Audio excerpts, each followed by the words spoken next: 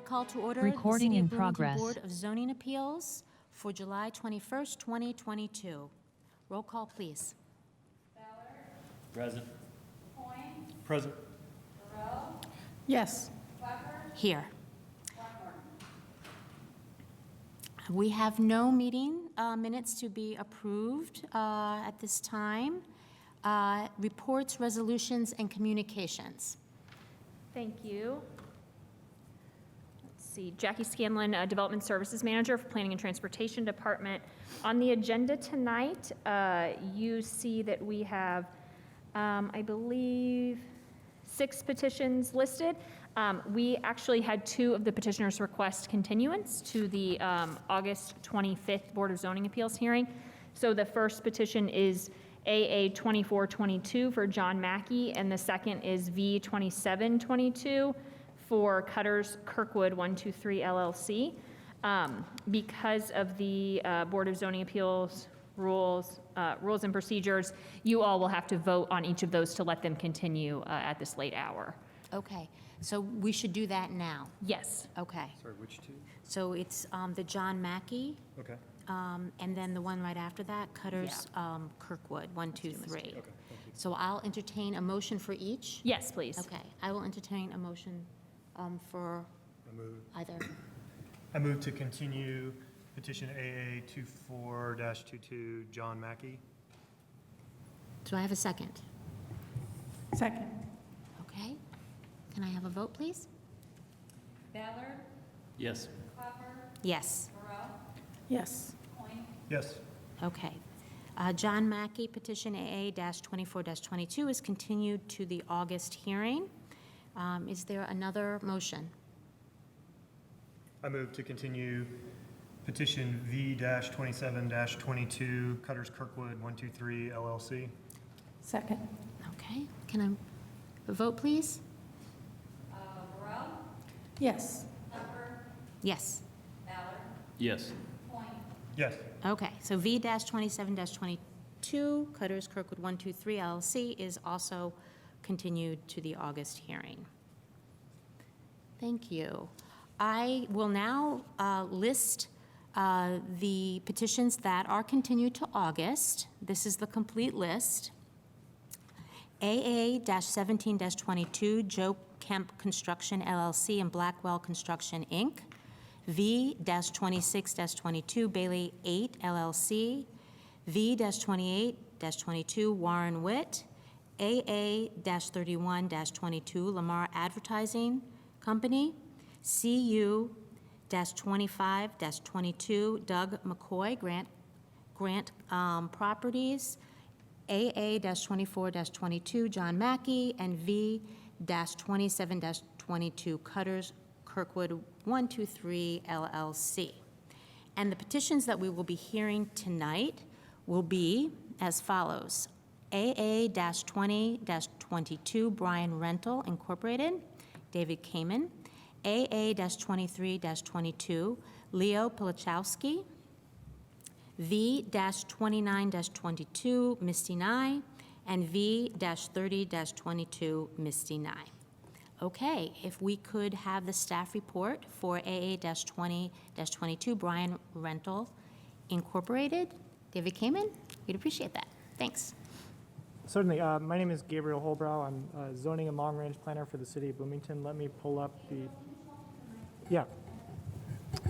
I'm Gabriel Holbrow with I'm the zoning and long-range planner for the city. Let me pull up the presentation we have here.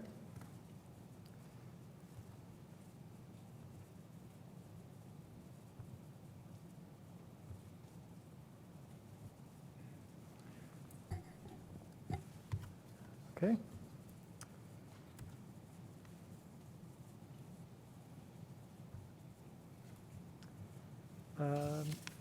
So this is an administrative appeal of a determination that a sign permit had expired before the sign was constructed.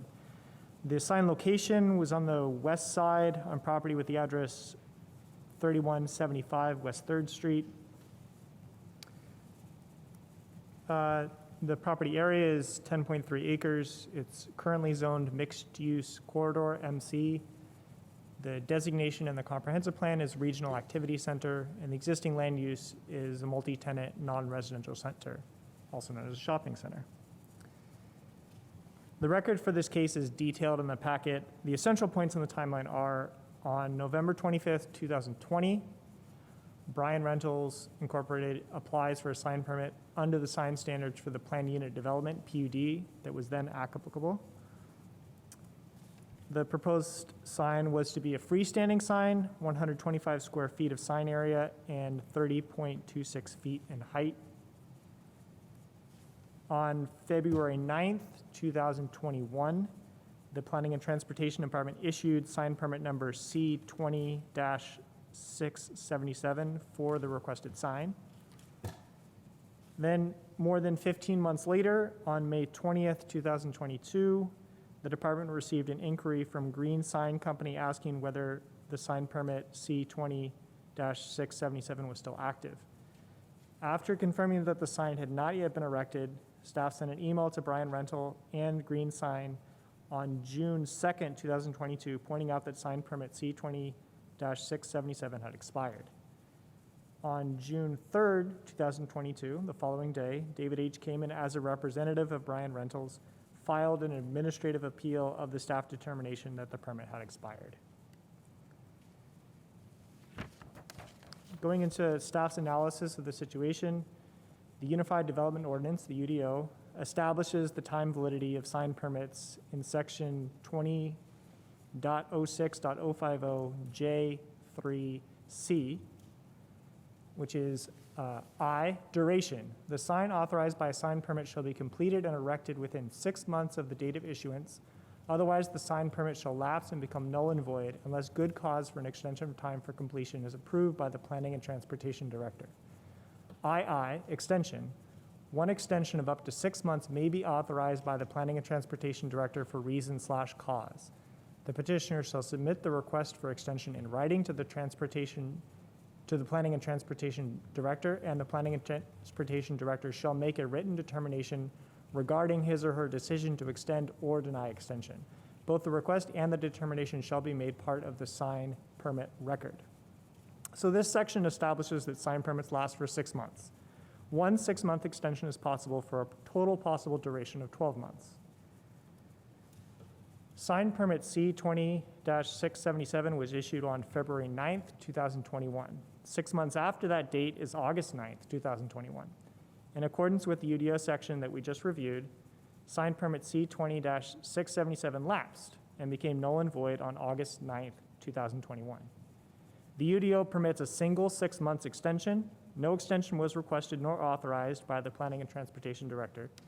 Even if one permissible extension had been authorized, the sign permit would still have lapsed on February 9th, 2022. As of May 2022, the sign authorized by the permit had not been completed or erected. In accordance with the UDO, because this petition is an administrative appeal, staff does not make a formal recommendation. Thank you. To the podium.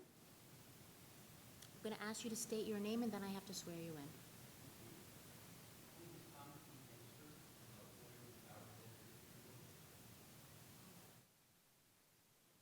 Thank you. Yes, I do. I'll try to make my remarks brief. I don't necessarily disagree with the the factual information provided in the staff report, and I agree that what has been presented to this board is an accurate text of the relevant sections of the ordinance. But there is a background here that the petitioner believes provides authority for this board to exercise its discretion to find that there is good cause for an extension of the construction period for an additional 6 months. So it's accurate that the original application was made November 25th, 2020, and the permit was issued February 9th, 2021. But prior to that, there was approximately 2.5 years of back and forth between the property owner and members of the planning staff. The positions essentially were that the Bryant Rentals believed that they had a right to build this final sign within the Whitehall Plaza. There was a plat that was approved and recorded decades ago that provided for multiple signs, and there still was a sign that remained to be built according to the number that had been originally approved. The planning staff disagreed. They maintained that any construction of another sign would require a show of necessity before the Plan Commission. So this dispute continued for some months until the legal counsel for the city of Bloomington got involved and essentially ruled in favor of Bryant Rentals. So the city did recognize the by right status under the old plat. Now, that has gone by the wayside because of the new zoning and the mixed-use corridor use. But regardless, there was an extended period of time before the application was ever filed when this sign the sign permit could have been approved and the sign constructed. As it turns out, the application was submitted and approved at the height of the COVID pandemic. This was a time when it was very difficult, if not impossible, to get materials, to get assistance, professional services, architects, contractors. There's labor shortages. There's difficulty getting things like fabricated steel, and everything necessary to construct this sign was simply not available. And this isn't unique to the construction of this sign. These are issues that were endured globally. So as a result, the sign did not get completed within the 6-month period. But your ordinance does provide for authority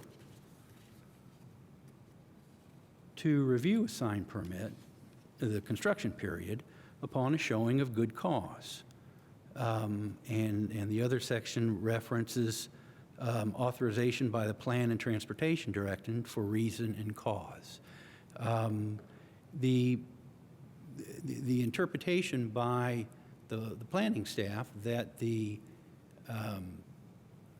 initial construction permit or the initial construction time and any 6-month extension have to run concurrently isn't expressly stated in your ordinance. There's no connection between those two 6-month period of time in terms of one must immediately follow the other. So it's the petitioner's request that this board recognize that the COVID pandemic and the associated difficulties and delays in construction constitute good cause, as that term is used in your ordinance, and allow for a 6-month extension beginning at this evening, if the vote is taken this evening, to allow the petitioner 6 months to complete the construction of the sign. And in further support of that, we would present additional testimony of the petitioner and other members or other people who have been involved in this project to show that the lengths that the petitioner has gone to since March of 2018 to attempt to get the necessary regulatory compliance approved and the necessary and achieve the necessary challenges to the construction to actually have this sign built on this spot. I would also point out there's no one here from the public that's opposing this appeal. It is a very technical administrative issue before the board, and that we ask that the board would take into consideration not just the language cited in the ordinance, but the spirit of the ordinance that does provide for exceptions to these deadlines. Thank you very much. Thank you. Okay, we are back to the board with questions. I'm going to, oh, Just real quick, Tom, is anyone else going to present any? Yes, there will be some other things presented, but if you have questions, I'd be happy to actually, try to this is answer the, them. you have an opportunity after all of our questions and after public comment to come back and present more. But if you want to include more people in your initial presentation, this would be the time to do it. Thank you. Okay. And if you could just step to the podium, identify yourself, and I'll swear you in. Hello, my name's Tom Orman. Okay, do you swear to tell the truth, the whole truth, and nothing but the truth? Yes, I do. Okay. Thank you. I'll be real short. Dave's a friend of mine. I've been with him through this sign project. In simple terms, Dave kind of got caught up in COVID. And Dave was prepared to build this sign in 2018, and it was the planning department that delayed Dave for 3 years, and legal had to get involved. And I think that's a fair assessment. So when he did receive the permission to do it, we were at the height of COVID. And when we were at the height of COVID, naturally, you guys know as well as I do, everything was shut down. You couldn't do anything. I mean, these meetings were shut down. They were all Zoom.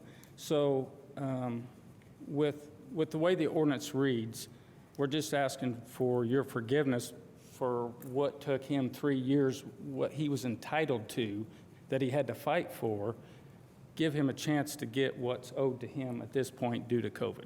And that's what it really all boils down to. So it's real short and simple, but I appreciate your time. Okay, Thank you.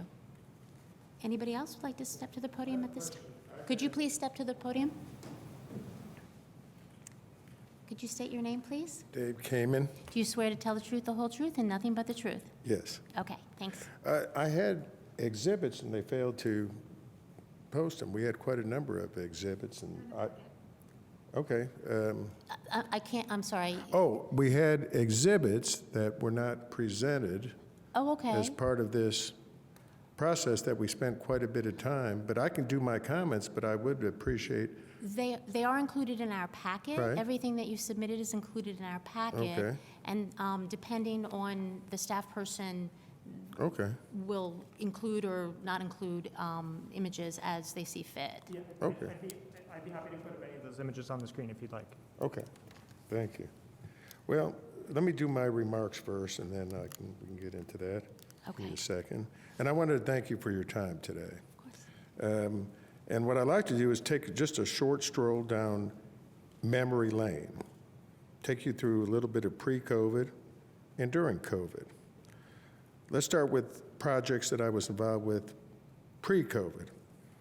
January 2014, 3205 East 3rd Street, we knocked down a BP station, put in the main source bank, now First Financial Bank, completed on time, no problems.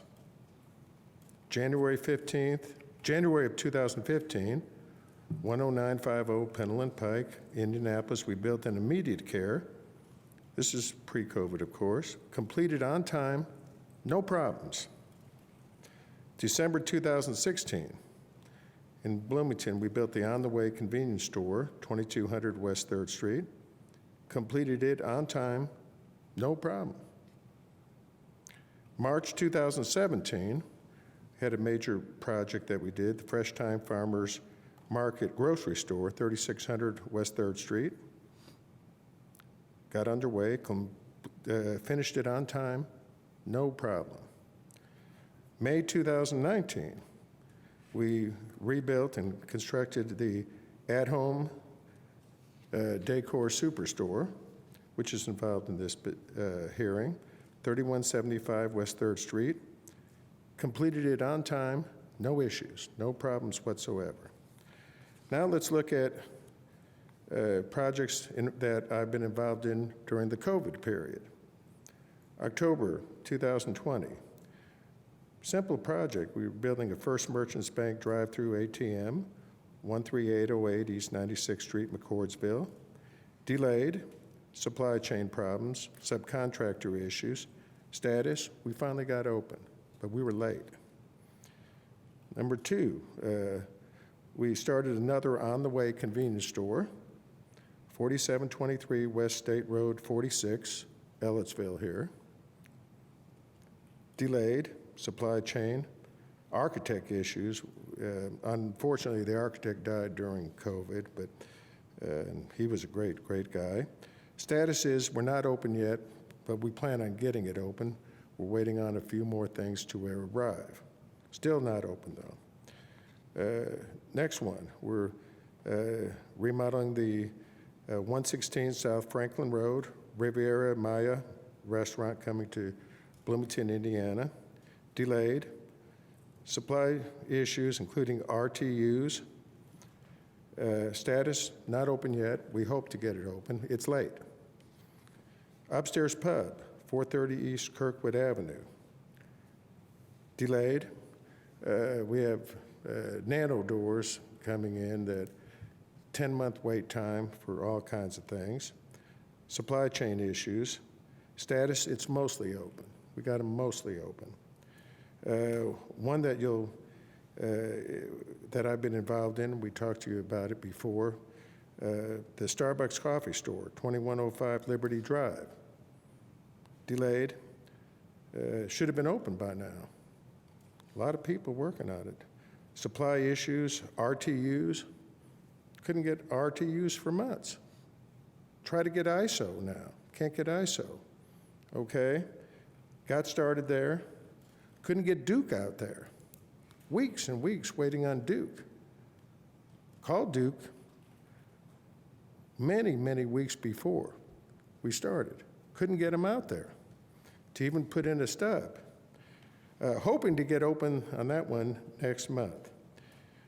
And finally, I'd like to mention simple remodels, delayed because of COVID.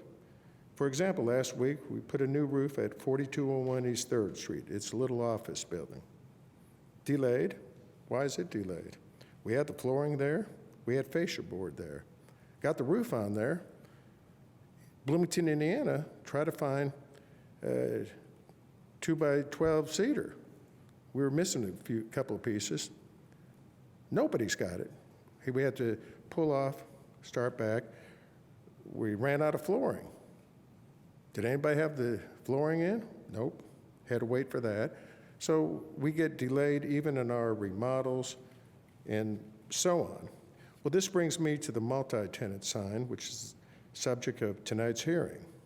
Had I received the sign permit pre-COVID, when I asked many times for it, many times, we wouldn't be here today. I would have had that up lickety-split, okay?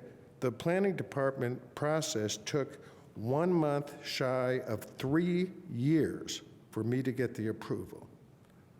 And the timeline, which I'd like you to put up, I have that as an exhibit, will verify that. And I think the planning did concur and verify that it took 3 years to get a simple sign permit. It was a drama, okay?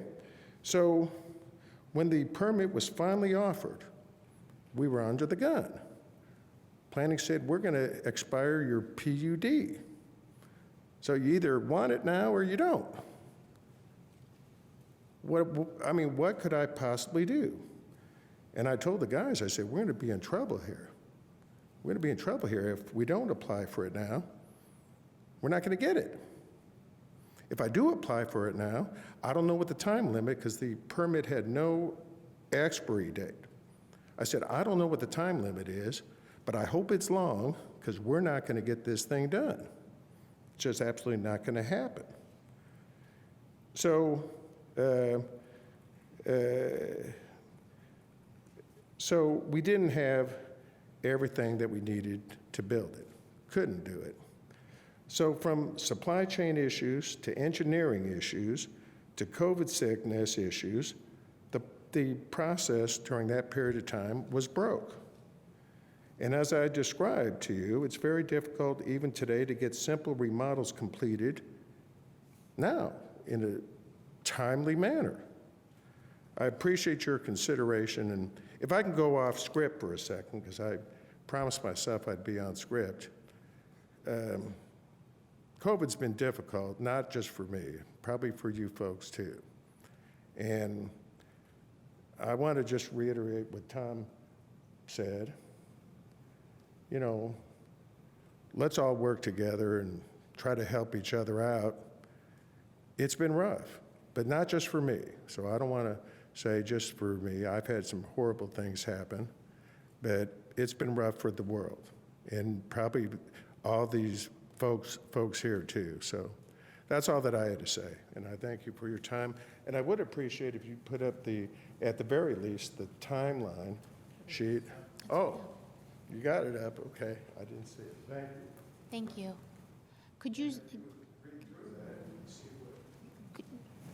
And I have all the other exhibits, and there's many more that I could have posted, explaining the unbelievable amount of time that we had to endure.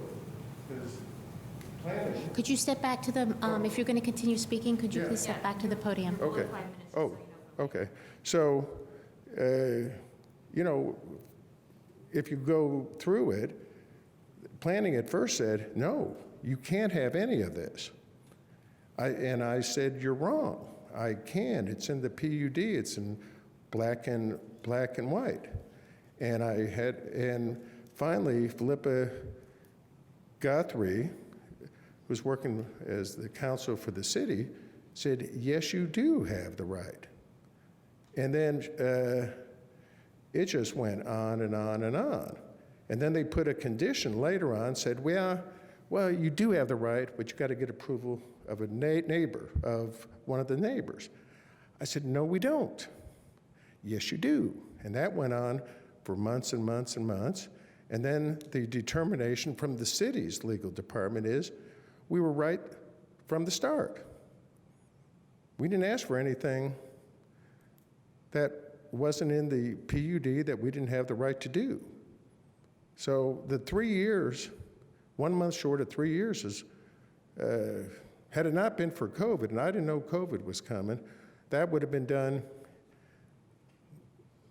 even when we finally had to apply for it. It's either we apply for it or we're dead, one of the two. And I didn't want to be dead, so I told the guys to apply. And the guy that helped me apply, Jeff Arbuckle, I got a letter from him. He said,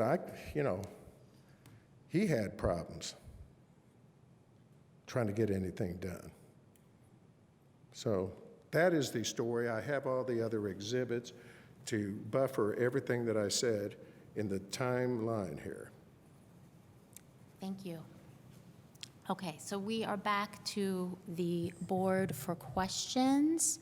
I'm going to start because I'm a little confused about a few things. The first thing is we heard a case related to this property, I believe, at some point in the not so distant past. It pertained to signs. I don't remember the details. Can you please refresh? Because not everybody sat on the. Yeah, so it's not related to this sign. It's Okay. related, and my recollection is to the, what is now the at-home sign, Okay. and trying to have more signage on that sign than was allowed by Okay. So there was no connection.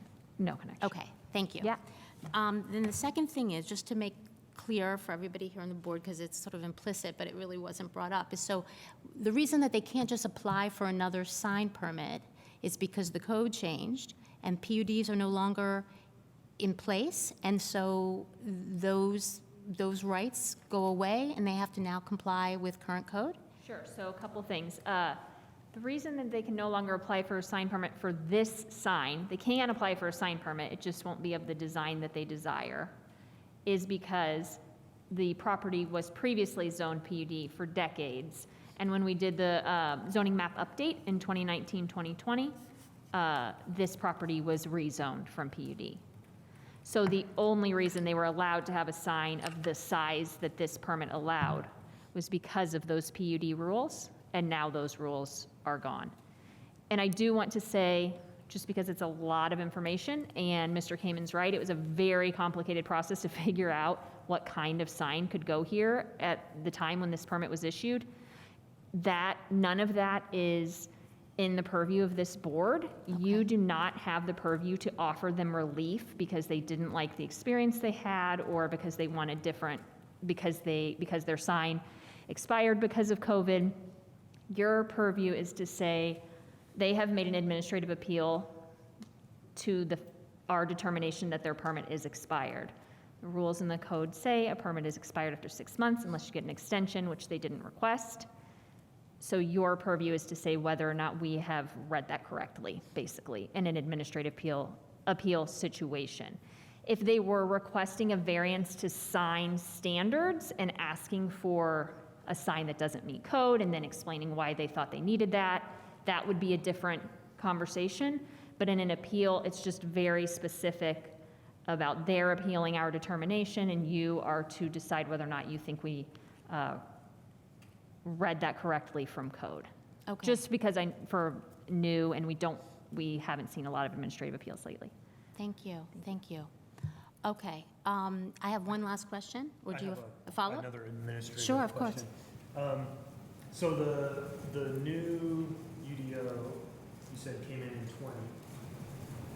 Yeah, we did a wholesale update, end of 19, beginning of 2020. So I guess my question is, why was this sign approved in 2021, given that it changed? Are we now saying, oh, they were grandfathered in? It's a great question. It has to do, I believe, and Mr. Rooker can jump in if I'm incorrect, it has to do with, it was a determination made by council of the city at that time, based on the discussions we had been having with them previously. So yes, it is atypical, it is odd that they got a permit in 2021 for their previously zoned PUD. But again, and I don't mean to be, I'm not trying to be, it's not your purview to decide whether or not that permit was issued. I mean, that's not the question tonight. Whether or not that permit was issued in error isn't the question, it's whether or not the permit that was issued expired. Okay, okay. So I have one question then for the petitioner, whoever the petitioner's representative. Whoever you'd like to, my question is this, and you can decide who wants to answer. Did anybody ask what the is there an expiration date? Did anybody read the information pertaining to a standard sign permit? The permit's part of your package. There is no disclaimer, or there's no information that would inform petitioner that there was a 6-month construction period. That's a provision that is on page 302 of your ordinance that was not known to this petitioner at the time. Okay, thank you.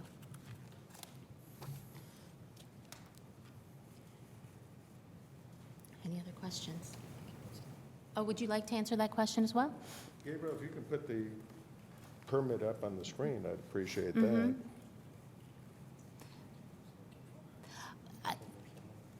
You indicated that you were concerned about the time frame because of COVID. You were applying. I just knew we weren't going to get it off. I was thinking that the permit, I just had it in my head, they used to put, I believe, and they can answer that better, timelines on your permit. It's good till such and such a date. This one, as you see, has nothing on it. So, and I was hoping, and as Tom had said, we haven't asked for a extension yet. We're asking for one now. He says the ordinance reads that we can ask for one now. That's what we're asking for, okay?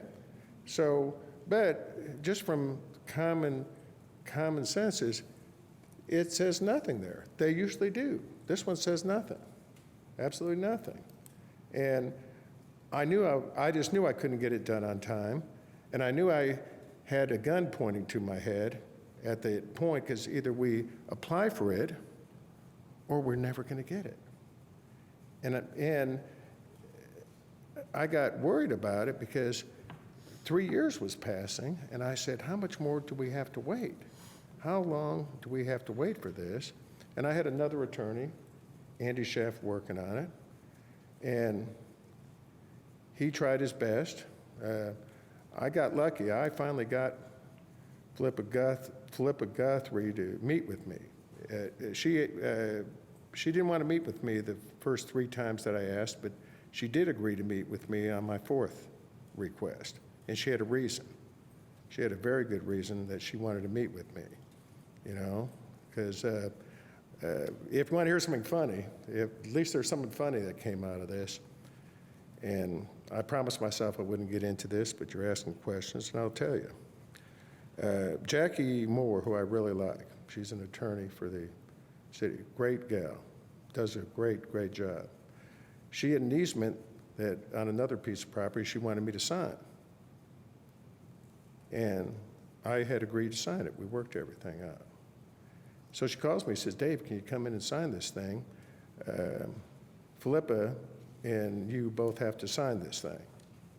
I said, okay, but I need you to do me a favor. I said, I've been trying to get into a meeting with Philippa for months now, for months and months. Can you please call her and just tell her that I've got a reason? I just need a few minutes. So she asked Philippa if she'd meet with me, and she said, no, I will not meet with Dave.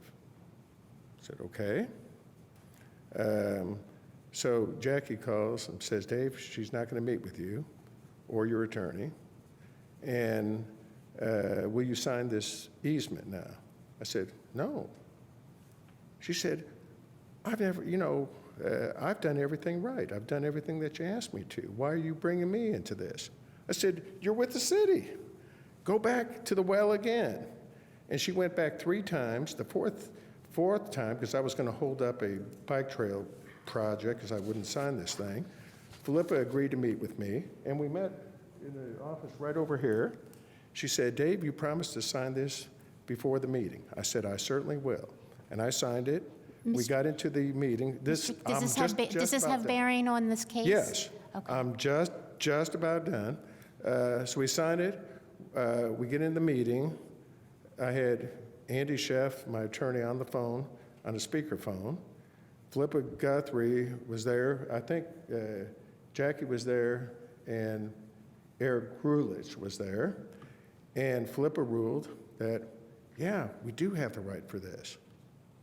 So that's why there was a big lag time on my timeline sheet. There was a huge lag time between when the determination was that I had to go to the Plan Commission, which was an incorrect determination, and to when we finally got to Bloomington City Council, their legal counsel, to say, yes, you do have the right for this. And so that's why this thing kept dragging on. That's what I was trying to point out to you. Okay, thank you. Okay, and I'm sorry, that's a long story. I probably shouldn't have told it, but Thank you. that's what happened. Thank you, Mr. Kamen. Okay. Okay, other questions for, yes, please. So my question is to the city. Can they still file an extension at this junction? So yes, per the legal department, they cannot. So an extension would be extending something that is current. So if you have an open permit and you want to extend the time period before it is invalid, you can extend that open time period while it's still open. It's closed.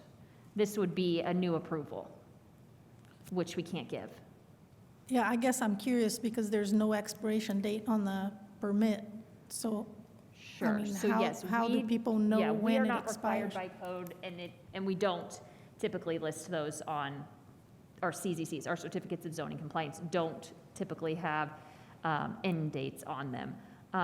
Especially someone like Mr. Kamen, who owns lots of property in town, does lots of development, as he was describing to you.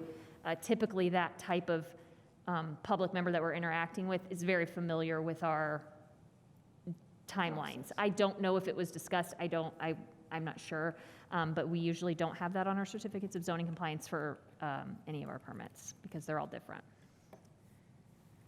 Okay, thank you. Okay, anyone else have questions? So I guess I do. Why are we here? Like, I mean, I mean it seriously. Like, if legal has said the expiration is dead, and the permit is over, and we can't extend it because there is no such thing as an extension to something that's already expired, then it seems like the recourse is civil court, I believe, and so why are we here? I believe so. Mr. Rooker can chime in. I will give the answer I think is correct, which is this, in order to do a civil action, this is a step in that process. So they come to you and ask you for an administrative appeal. Okay. Sometimes they're very obvious, and then if they choose to go to civil court now, they've basically ticked that box. All right, harken back to Yeah, my Michael Rooker admin law from days. the legal department participating remotely. Can you guys hear me okay? You're a little quiet if you can turn up, but if you can't, I'll try to turn you up. Okay, I'll do my best. But yeah, that's right. Oftentimes there's a requirement called administrative exhaustion or exhaustion of administrative remedies that's often required before a party can further appeal a matter. So I think that's what Jackie was referring to. But just to be clear, I'm not sure if you understood this, Commissioner Burrell, there is an expiration date, even if it's not on the permit. It is a 6-month expiration date. So. Okay, thank you. Any other questions? If there are none, we will go to the public. Is there anybody here this evening from the public who would like to speak to this petition? Do we have anybody by Zoom? We don't have any virtual? We have people attending via Zoom, but we do not have anyone yet that has messaged me. If you would like to comment, you can message Jacqueline Scanlon or raise your hand in the reactions button. Okay. We'll wait a second here and see if anybody people know. replies. I don't have anything. Okay, great. So then we are back to the petitioner if they have any time left. Yeah, I can tell you, they have 3 minutes left. Okay. Do you have any further comments you'd like to make? You have 3 minutes. Thank you. Again, we'll keep these comments brief.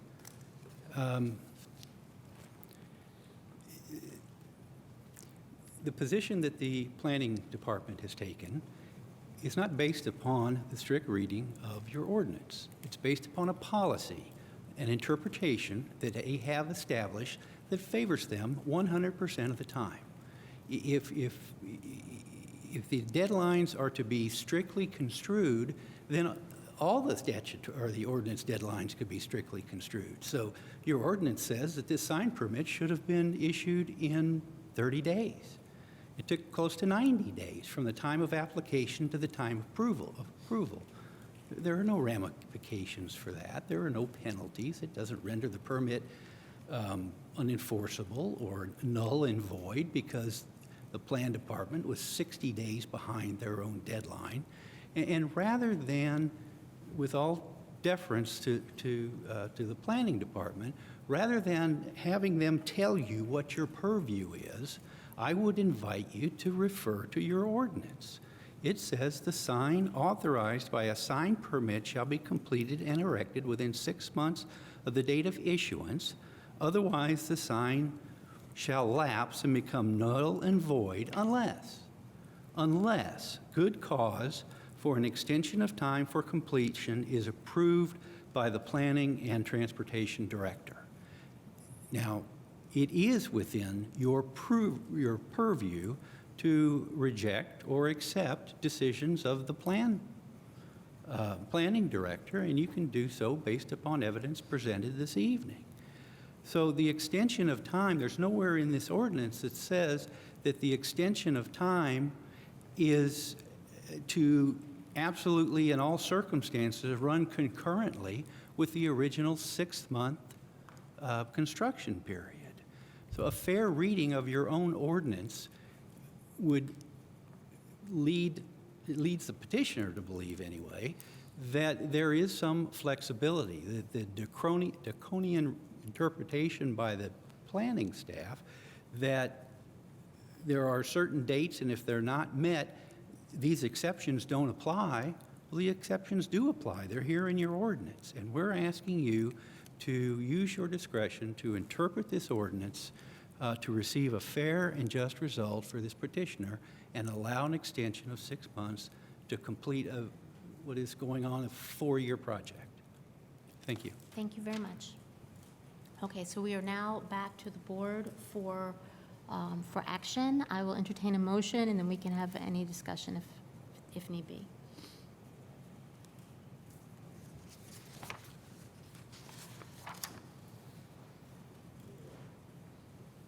I have one question. Sure. Okay. Yeah. I have a quick question. Just to be clear, there has been no written request for an extension filed, or it won't be entertained if it is filed? We have, We do not have any record of any extension requested. All right, thanks. Okay. So I guess my question therefore is, has it actually been denied, or has it, like, not gotten to that? It just expired, we won't entertain your extension? yeah, we haven't received a request for an extension. If we were to receive one, we would run it by legal. Based on our previous conversations, it seems as though we would deny that I mean, request. so-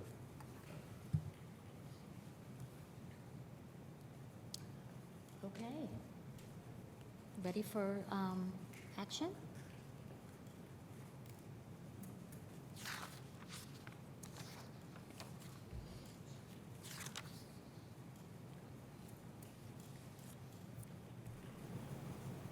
Okay, I will move denial of case AA-20-22.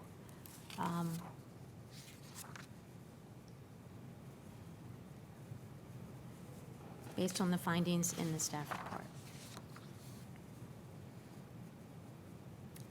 I'll second. Discussion. May I? Of course. Yeah.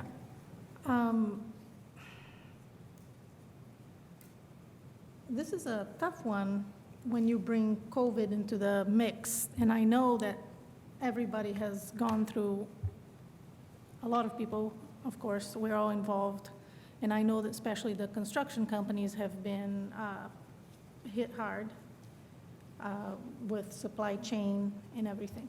However, I'm curious why, if this permit was such a hard permit to get for 3 years, why wasn't somebody paying attention to the expiration and requesting an extension? And especially at the time with COVID and everything, we obviously would have a way to extend. Now we're 18 months past, makes it much more complicated to look at dates and expirations and how our UDO is written. So I'm just curious about all that, how this all plays out. Which makes it a little hard to, yes, I am sympathetic, empathetic with Mr. Carmen, very empathetic. And I think I was back when we were doing the signage. I think you and I were doing that. So I'm familiar with the project. But as it is right now, we have to follow what the UDO says. And yes, it's open to interpretation, but it's also open to, it's also what we have to follow. So those are my comments. Okay, thanks. So, Anybody else? Yeah, I just could plug, I think the petitioner's making a good point talking about good cause, and I think we're coming back. I think it seems subjective. The stance of the staff seems very subjective to me in this, and I feel like the ordinance being cited by the petitioner makes more concrete sense to it. Because, again, if we look at what is good cause for giving an extension, well, the COVID pandemic is a prime example of that. And I think there's a million reasons we could go into for that. But I think if we're looking at, I think also the track record of the petitioner completing projects in a timely manner very consistently also has to be accounted for in this. And then, I think this seems very complex, and there's been a lot of work put into it, but I think to me it's pretty simple. The reason we're here is we can provide exceptions to the rule.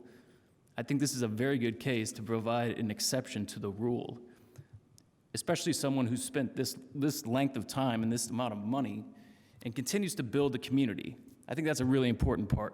This is not happening in Indy. This is not happening anywhere else. It's happening in Bloomington. A person who's continuing with their business to commit to development that we need for our economy. A lot of groups went under during COVID. A lot of groups are no longer here. So I think if instead of sticking to the letter of the law and holding fast, I think we help the developer in this circumstance who has provided very good reason and good cause to approve an appeal. Because otherwise I feel like this would set a precedent of so many other groups coming in here who want to develop. And if we're just denying these things one after another based on the code, I mean, that pushes development away. Ultimately, people will feel constrained enough after spending time, money, and their energy, and they'll go a different direction. And I feel that's very short-sighted. I'll say it. I think it's short-sighted to stick to the letter of the law when we have developers ready, willing, and able to support. They bring jobs in with these things. Starbucks, corporation, jobs come in. So I think we work with them on this, and I think they've provided plenty of reasons why they have a good cause under the ordinance to give them this appeal. That's all. Thank you. I'm just going to comment. I really appreciate your comments, Tim. I sort of feel we're so far out of date from when the original permit was issued that I feel a little uncomfortable. When I read what's written in the UDO, it's pretty clear to me what the law is. And so if we're being asked to interpret what's in the UDO, I feel like our purview is pretty narrow. I am very sympathetic. I know that COVID was extraordinarily difficult, and of course, everything that you're saying is true. Nobody's doubting that. We have tremendous supply issue problems. They continue to this day. I think that's all true, but every day people have to follow the rules and the law, and so I feel a little uncomfortable stretching things to a large degree because there are many sign permits issued in Bloomington. I'm sure they were over the last 2 years. So I don't see why this one is necessarily an exception. I understand how complicated it was to get to this point. And I'm truly sorry about that, but that really doesn't have any bearing on this case. So I can't, given with what I'm reading, it seems very clear to me what the ordinance says, and with legal's interpretation. So I don't really feel like I personally have a choice to stretch. I don't feel like this is discretionary. I feel like we have to interpret what's in front of us in the ordinance. That's our purview. So I just wanted to underscore why I will be voting a denial for this appeal. Thank you. Does anybody else want to say something before we vote?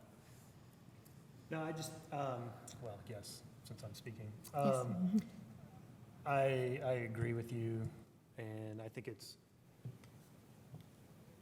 and Tim as well, I think it's just the fact that it's taken us this long to get to this point is, and I would love to vote yes, because I know it would speed up an inevitable process, but I feel like I'm in a bind with authorities, and I don't think this board really has the authority. I do think it's for good cause. You can have an extension, and then the question is, when does an extension start?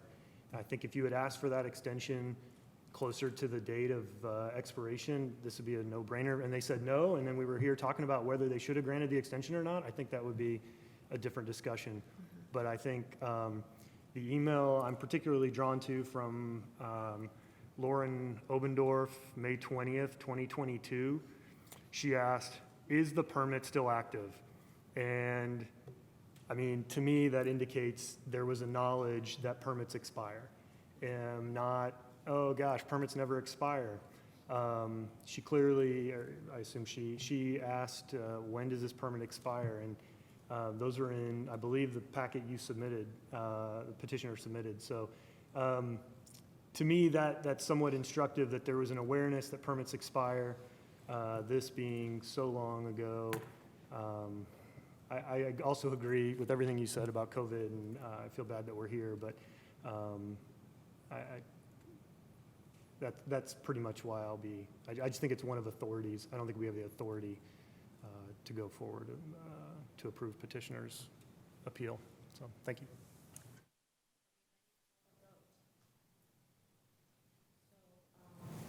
A vote of yes is a denial. Burrell, Yes. Ballard, No. Coin, Yes. Clapper. Yes, the petition is denied, or the administrative appeal is denied. Thank you. Yeah.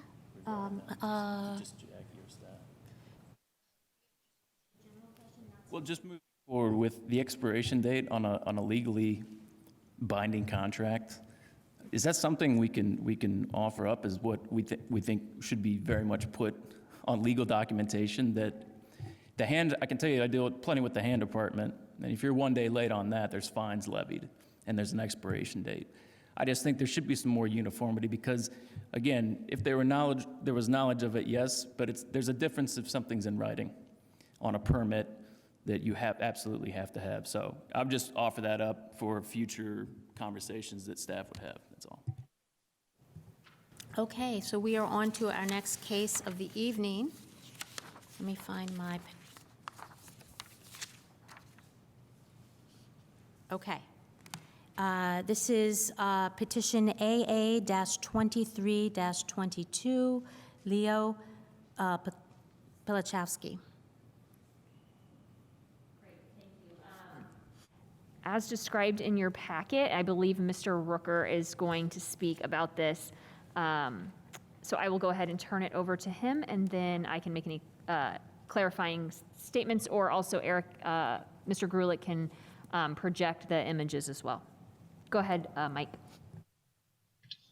Thank you, board members. Administrative AA-2322, Administrative Appeal AA-2322 requests that the Board of Zoning Appeals review a non-compliant drive cut at 2028 East First Street.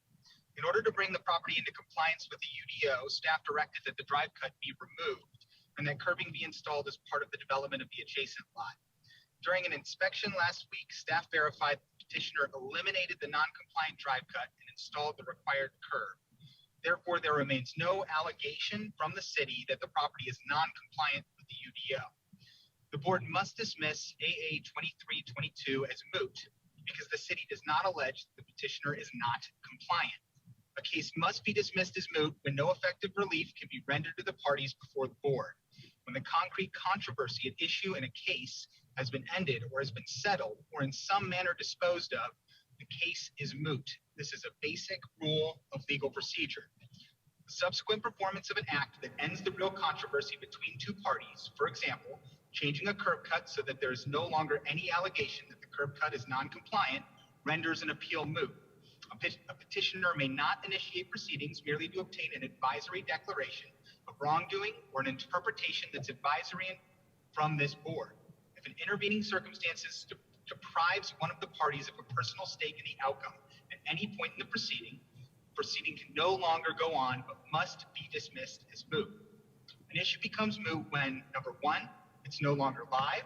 That is, the parties no longer have a legally cognizable interest in the outcome. Number two, the principal questions at issue have ceased to be matters of real controversy between the parties. Or number three, the board is unable to render effective relief on the issue.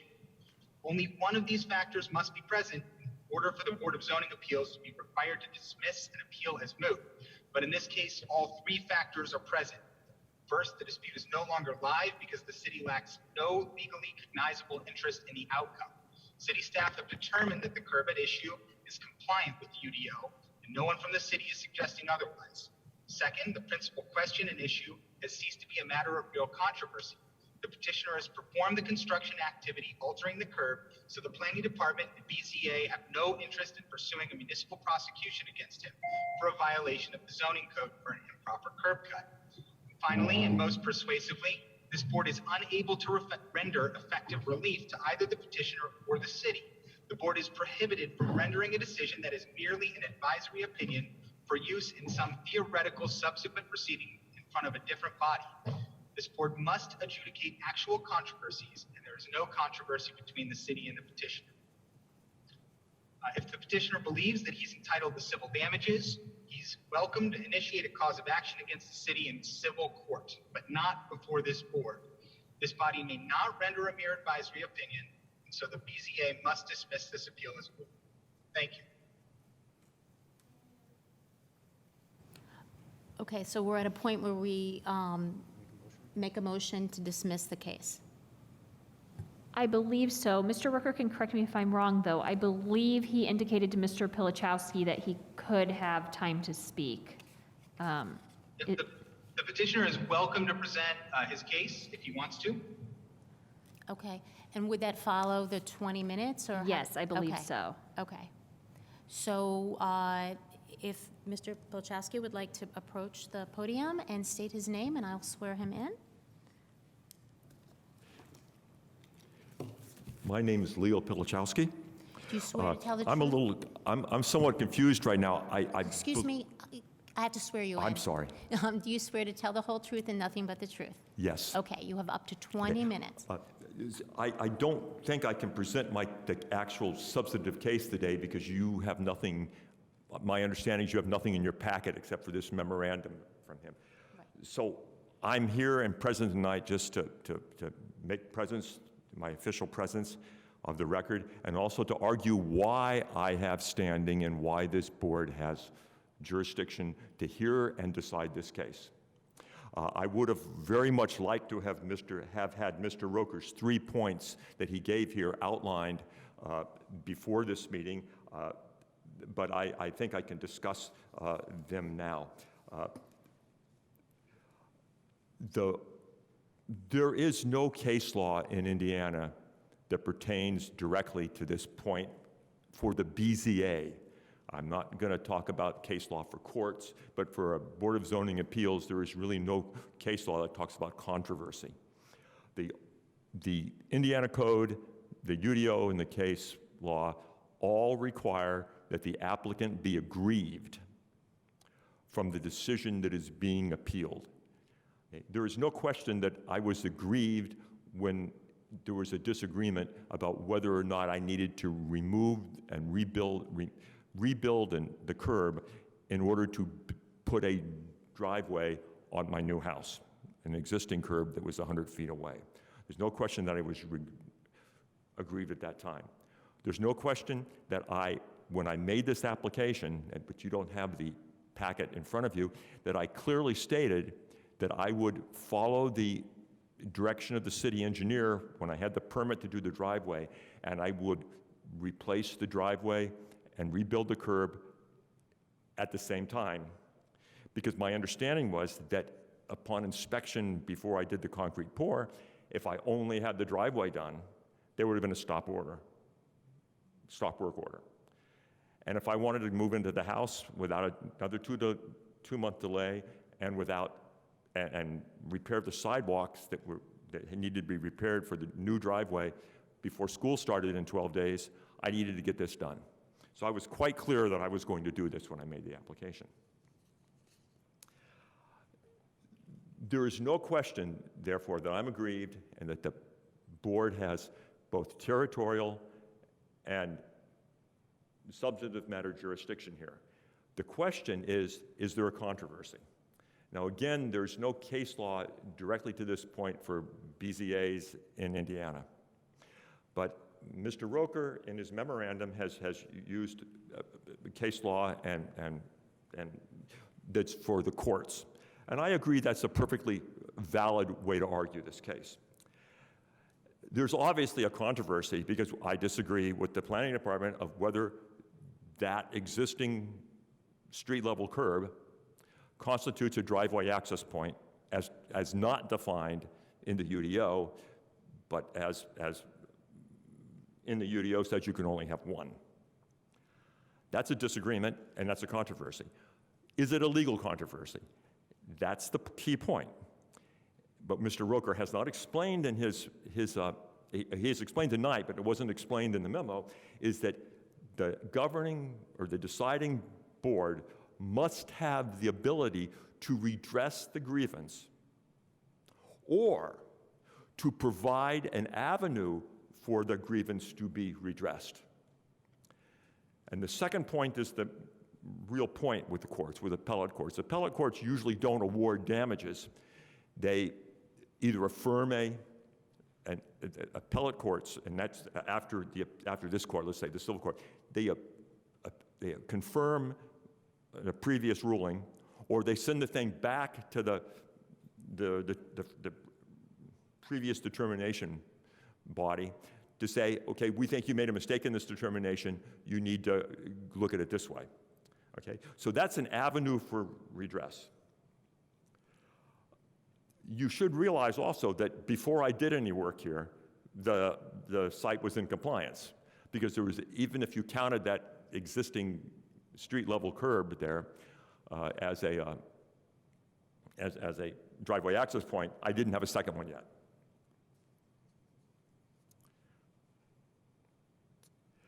Now, why can the board provide me redress for this? As Mr. Roker did not tell you, which is unfortunate in my case, is that Indiana Code, the UDO, and case law in Indiana all require and specifically state that for matters of zoning code interpretation or for matters of appeal of an administrative decision, okay, the BZA has original jurisdiction. The civil courts only have appellate jurisdiction in that, okay, after a decision's made by the BZA. And that is a strict rule of law in Indiana. And there is only one exception to that, and that exception is if someone claims the whole UDO is invalid. But we're not doing that in this case. And that's very clear.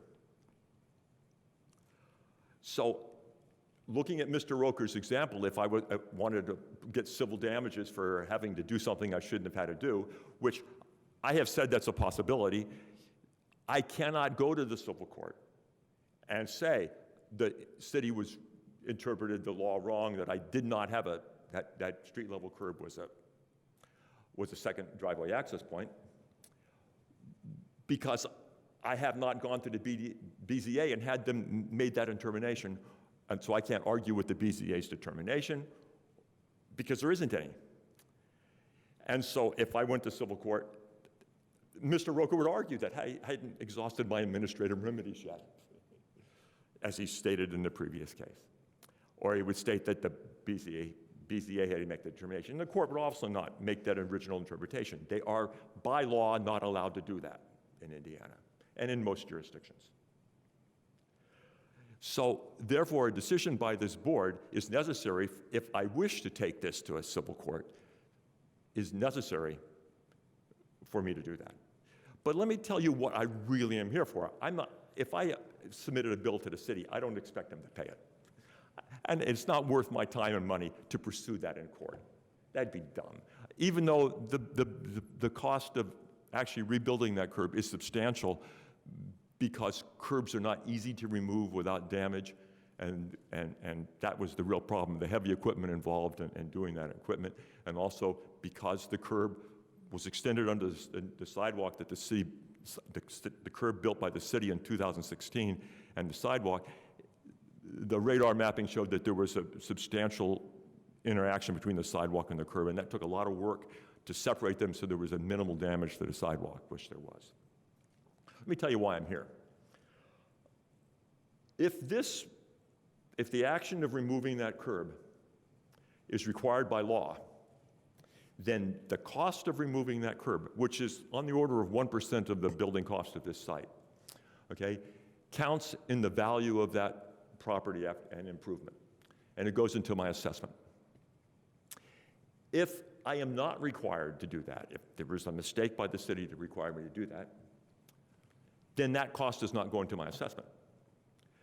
Also, my contract for building the house has a section in it that has an extra payment for actually building in the city of Bloomington. There's an extra amount because of the extra code requirements and things in Bloomington, and that's for these contingencies. If that's required, then that comes out of that. If it's not required, it doesn't come out of that. That's what I have to do. So this, if the board, when the board makes a ruling on here, if they rule in my favor, that will redress the grievance for me that I have, that will help me with where to put the money for my contract. And will also help me with the assessment for the tax assessor. And those are perfectly valid reasons for redress.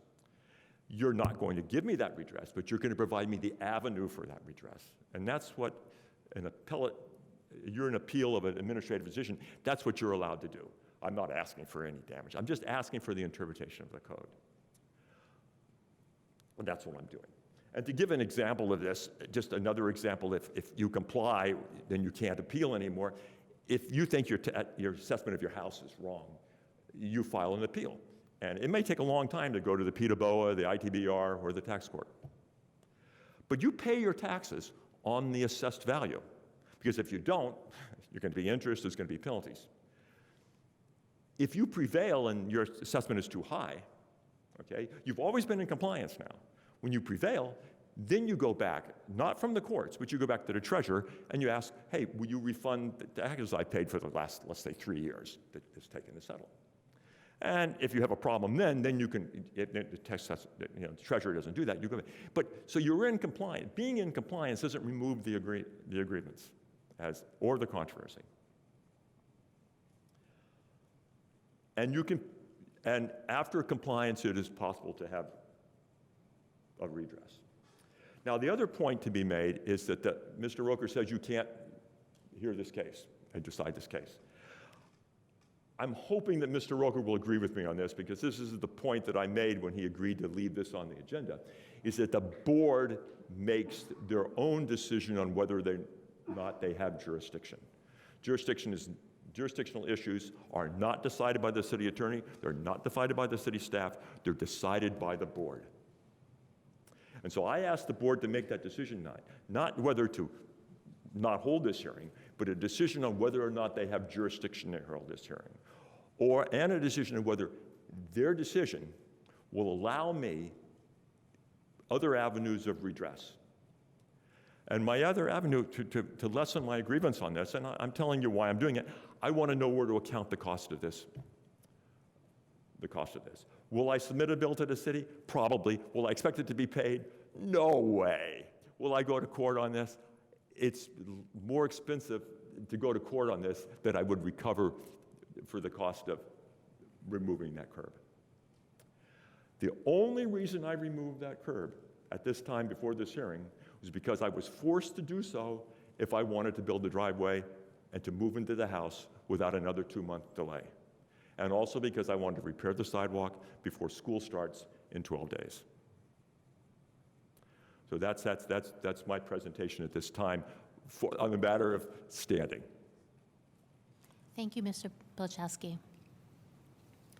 Okay, so we are to the board for questions, I think, of, I just have one clarification. sure.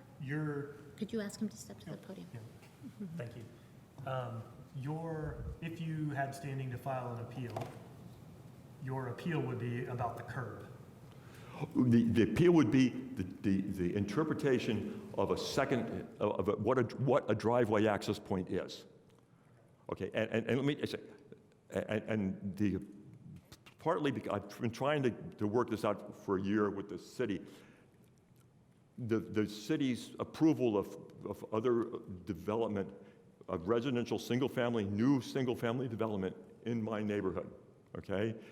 Since this new DO was generated in 2007, and I would show this at the hearing, I would show that the previous approvals of zoning, of new house builds, allowed the street-level curbs to remain without being rebuilt. And that would be part of one of my arguments that I would present to you.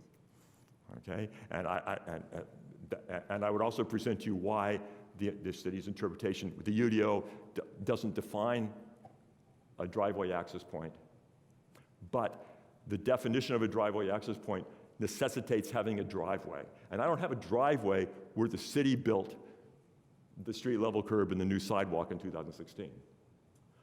I will admit that I had a driveway. When I bought the property, there was a gravel drive there, but that was all removed, and it was removed by the city when they built this sidewalk for the neighborhood so that they wouldn't have to walk on the gravel thing and put the street level curb in. Now, I'm not complaining that the city did that. They didn't notify me. What I'm saying is the fact is there's no driveway there, and my site plan shows no driveway. The sidewalk is 9 inches from the property line, so there's no drive apron that meets a driveway on the property. But I can't argue that yet, but I can only argue whether you should hear the case. And I do hope that you agree to hear the case. Thank you. Thank you. Thank you. Okay. So do we have any questions of Mr. Rooker? I have one question. Okay. The question is for you. So was this property, I'm just trying to understand here, did it have 2 driveways? Was that the issue? Excuse me? Did your property have 2 driveways, a gravel driveway and a regular driveway? Okay. When I bought the property, it had a street level curb on the western side. Okay, there's no building on it. It was just for access to the previous owner's monument. He stored monuments on the property. So it was the access from the street to do that. Okay, there wasn't any. There was a little gravel there and whatnot. But the main problem, but there was no sidewalk. There was just gravel. So when I built the house, I wanted to put the driveway 100 feet to the east. Okay, and I needed to put a driveway. That's a real driveway access point. I agreed to remove the apron. No problem. But building up but replacing the curb was a problem for me because it was an expense, but it was also a lot of trouble to get done. Most contractors didn't want to do it because of the street. We ended up having to get our own. Okay, it doesn't matter. I ended up getting a license from the city to work in the right-of-way because I couldn't get anybody to take the job for that curb. Okay, that's what happened. But that's not your decision. That's telling you how I did things. So there was never 2 driveways on there.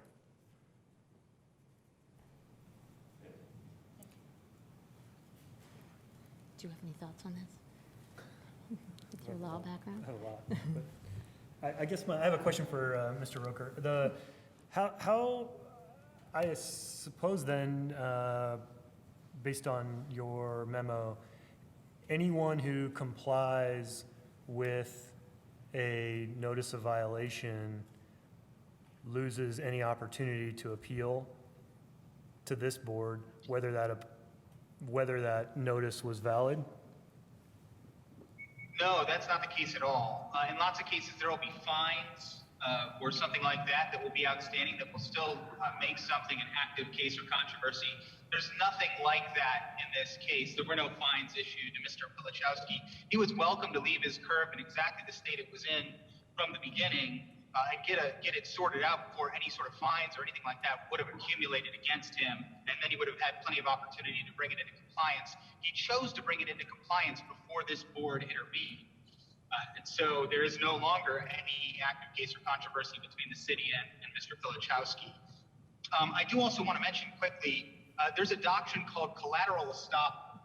We've argued openly today that this board has absolutely no jurisdiction to hear to hear this case. If we were to go into civil court and subsequently argue that the petitioner was required to argue his case in front of this body and exhaust his administrative remedies, the court would collaterally stop us from making that argument in the civil case because we made it openly here today. So we could not argue that he would have had to exhaust his administrative remedies in subsequent proceedings. So to the extent he suggested that, that's not an issue.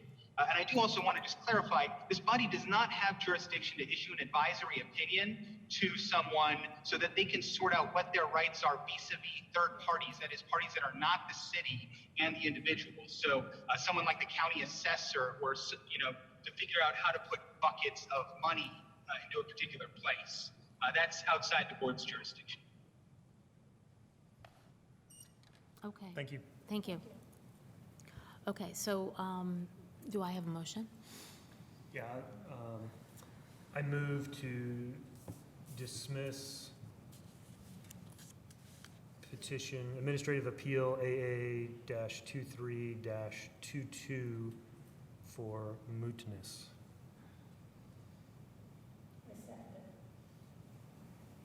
Okay. Can I have a vote, Do please? we get to make comments? You can make comments, I'd sure. like to make a comment about my, Please. so, Mr. Pilichowski, I thank you for being a good citizen, putting the curb in, for what it's worth. If you had not done so, you'd have a fine, and then we'd have a hearing, and then we'd have a case to listen to. So I thank you for doing that. I understand where the property is, and I understand school starting, so I thank you for doing that. But I also understand there is no controversy at stake right now, so thank you. We can't at this time. We can't at this time. Did anybody have anything else they wanted to say? No? I will allow you to step to the podium and make one last comment. Madam President and the board, the problem is I was forced by the city engineer, okay, if I wanted to do the driveway, to remove the curb to rebuild the curb before or afterward. There's no question of a fine, okay, on here, okay? Because of the way the system works, okay, they inspect the forms. They want the option of inspecting the forms before I do the concrete pour, okay? And my understanding with my communications, okay, was that if I did not have the concrete pour and everything done to do that curb at the same time that I did the other thing, there would have been a stop work order. And that is what happens on a violation. You can't go any further. So it wouldn't have been fines, okay? They would have taken my road permit from me, okay, and stopped that, okay? So I didn't have a choice, okay? The city, and when Mr. Roker talked about collateral estoppel, since I was forced to do the curb at the same time I did the driveway, the city is stopped from bringing up this matter to you at all. Because they asked, they forced me to do so. The city engineer, and that's in a document that I actually have. You didn't put that up, but it's actually page 5 of my presentation here today. That the city engineer's requirement that I do that. Okay, I didn't have a choice if I wanted the permit, and I did, and I was very clear on the application that I was going to do the curb now, because if I didn't, I couldn't move in and I couldn't do these things, okay? And I just want to be able to okay, so I got forced to do it, okay? And it's not being a good citizen, okay? I've been a good citizen for the whole time on this thing. I would have gladly delayed this, but I couldn't, and move in at the same time. Thank you for the I'm sorry. clarification. Yes. Timeline just for the rec. So Mr. Pilichowski got a permit last year, I believe, to build his house, and when those conversations were had, the removal of this driveway entrance there were conversations about that at that time. Okay. If he did not agree with that interpretation at that time, he could have come here to you at any time after that, which would have been, beneficial, I think, probably in the long run. But just to lay out the timeline for how long that part has been present. Thank you. Thank you all for the clarifications. Okay, thank you. So we are ready for a vote. Point, Yes? A yes is a denial. Yeah. Yes. Yes. Yes. Okay. Thank you. Thank you.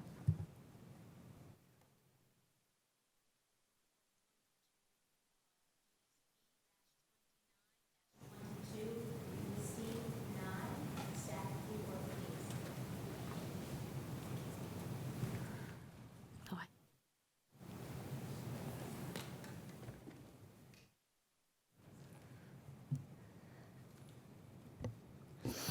Actually, Ms. Nye, it's first the staff report, and then we'll ask you to step to the podium after that.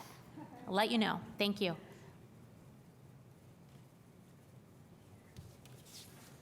Yes, this is Gabriel Holbrow again, zoning and long-range planner. This variance request is for, let's see here. It's for 2105 South Liberty Drive on the west side near State Route 45 and I-69. The same petitioner is also requesting a variance for the same type of sign at another Starbucks location at 284 North Jacob Drive, and that's next on the agenda. So this is for Liberty Drive. The existing, the property is just over 1 acre. It's zoned to mixed-use medium scale. The comprehensive plan designation is employment center. The existing land use is a Starbucks restaurant with the drive-through. The use has received approvals and construction is getting close to complete. Surrounding uses to the north is a restaurant with a drive-through. To the northeast is a restaurant with a drive-through. To the south across State Route 45 is big box retail sales and vehicle fuel station. To the east across Liberty Drive and adjacent on the same side of Liberty Drive is a financial institution with drive-through and office, and to the west is the I-69 highway. This is a site plan of the Starbucks restaurant showing the path of the drive-through. North is roughly to the left. Liberty Drive is on the left, and State Route 45, that's Bloomfield Road, is to the right. So drive-through customers enter with their vehicles from the western of two drives along Liberty Drive, that's the lower of the two on the screen, and proceed left around the landscaped area for the restaurant in order where you see the labels for G and F in the upper right. They then proceed to the pickup window at the side of the building and proceed back to Liberty Drive using the other driveway. The property has also obtained a sign permit for new permanent signage that's fully compliant with the Unified Development Ordinance, the UDO. That includes wall signage, a freestanding sign along the State Route 45 frontage, and a menu board for the drive-through lane. Tonight, the petitioner is requesting a variance to install a digital order screen for the drive-through lane. That's labeled G on this detail of the site plan on the screen.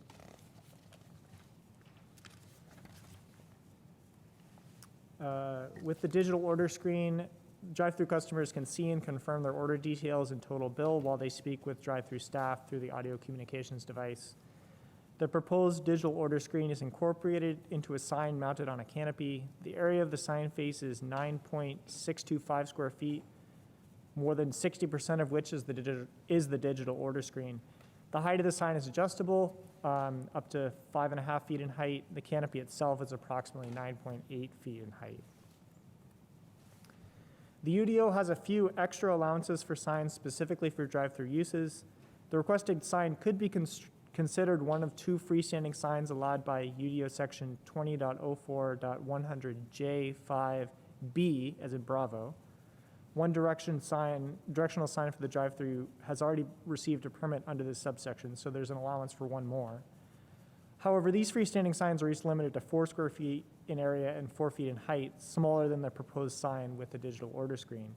So it would be more consistent with the intent of the UDO to consider this proposed sign as a second sign of the type permitted in UDO section 20.04.100J5A as an alpha, which allows one 36 square foot sign up to 6 feet in height for each drive-through lane. There's only one drive-through lane, and the allowance in J5A has already been taken up by a permitted menu board. A variance is required to allow a second sign of this type for the single drive-through lane.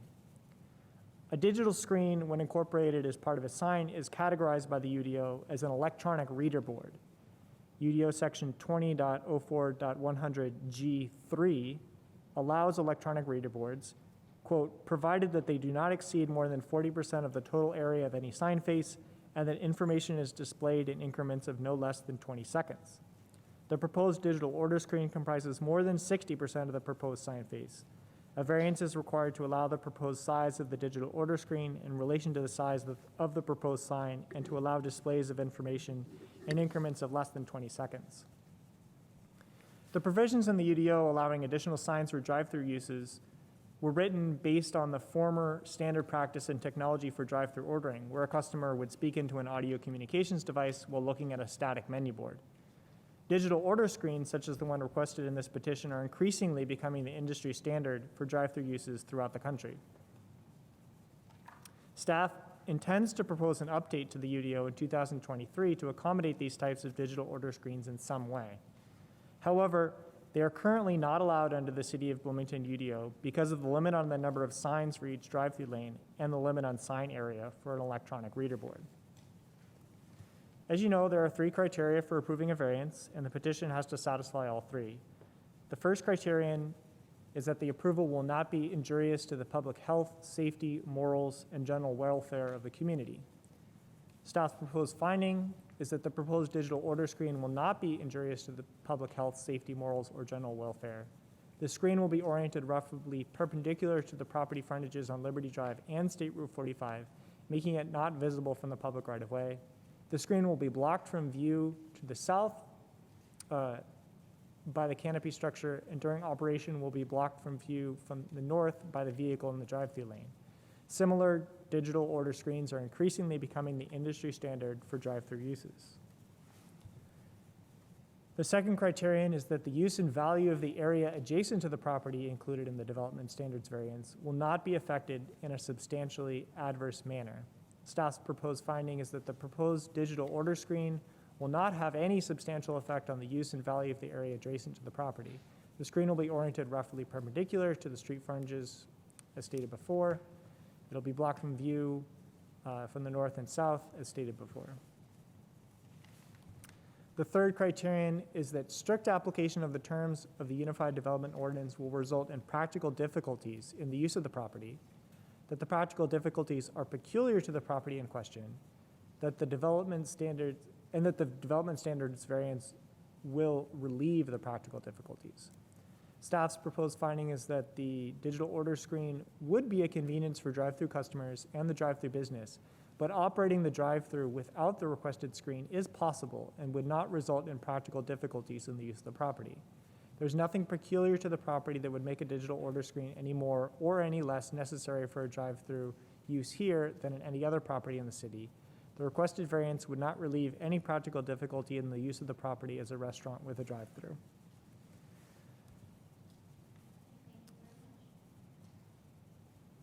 Thank you. Okay, the petitioner, if you would now please step to the podium, and if you could state your name, and then I'll swear you in.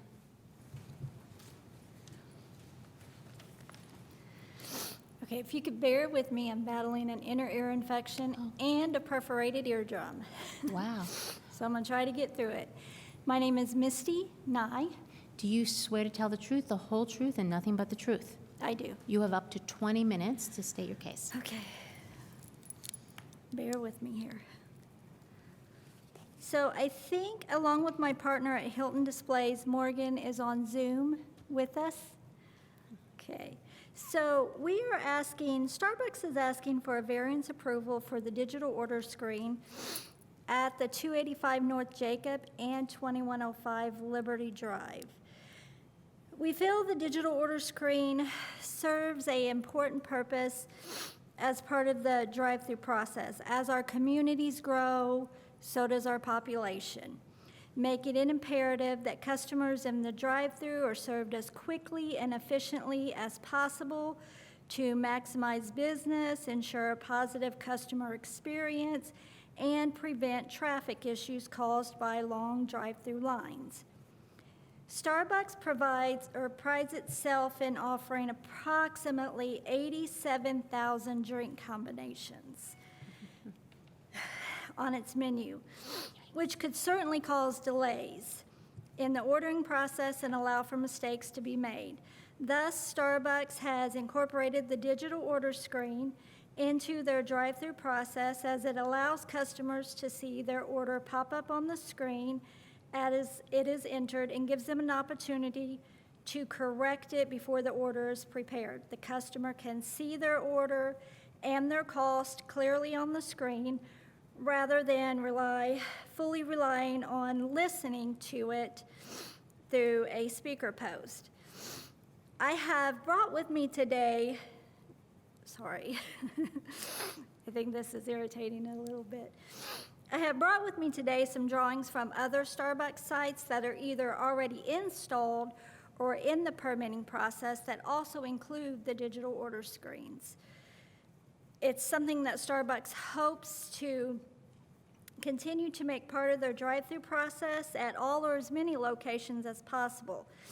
As these digital order screens are becoming an industry standard for drive-through uses throughout the country, we are seeing more of them being permitted and sign permit regulations being changed to allow them. Sorry. So, that's all I have. All right. Okay, we are to the board for questions of the petitioner and staff. I guess just a quick question to staff. You mentioned this was going to be a staff recommendation in 2023. Would that allow for this sign to be approved?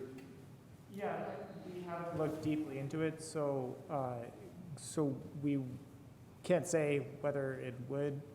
I think there is an intention to propose some changes to City Council and to the Plan Commission and City Council that would accommodate this changing industry standard. As to whether these specific signs would comply with those standards, we haven't looked into that question specifically, so I can't answer.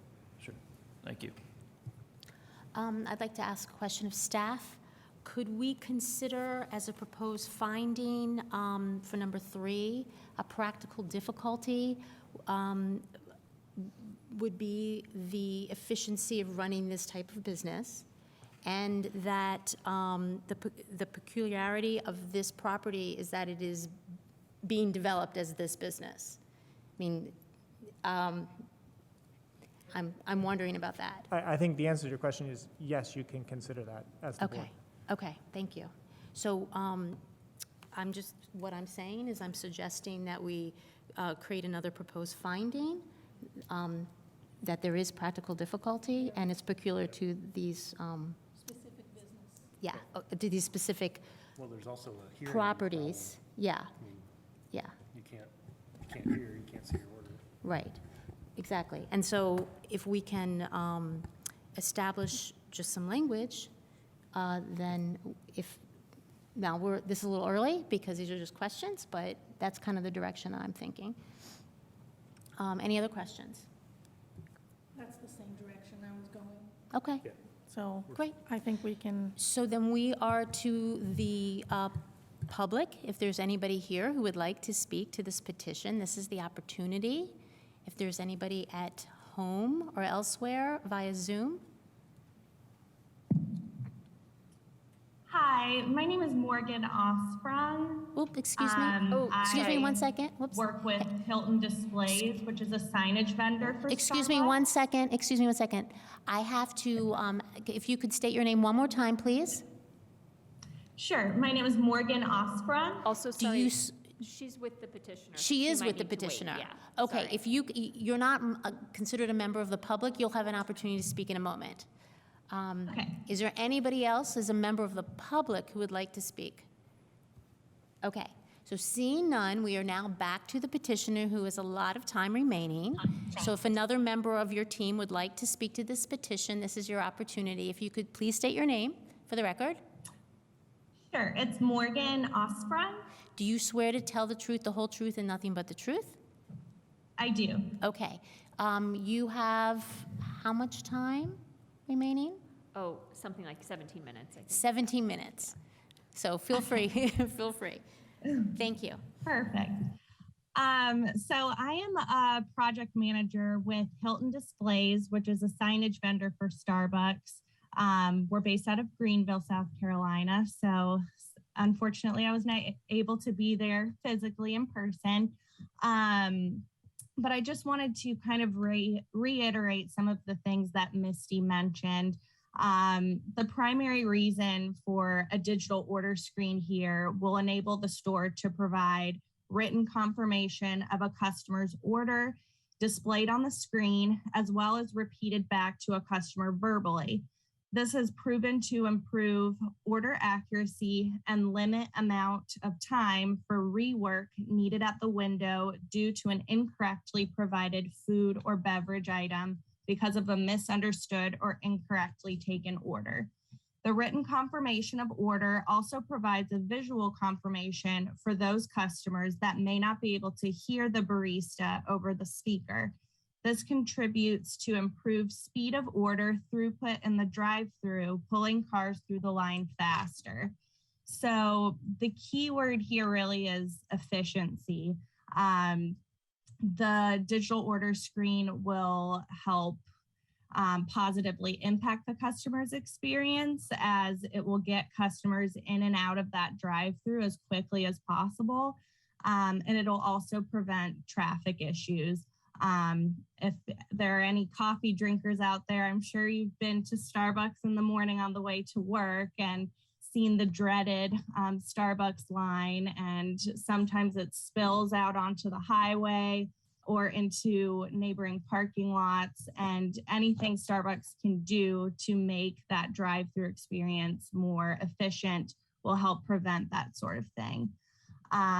When a Starbucks only has a speaker post, which is what they would have if they didn't have this digital order screen, there's a lot more room for error because you're relying on that, on being able to hear that barista clearly on the other end of that speaker, and for them to hear the customer clearly as well.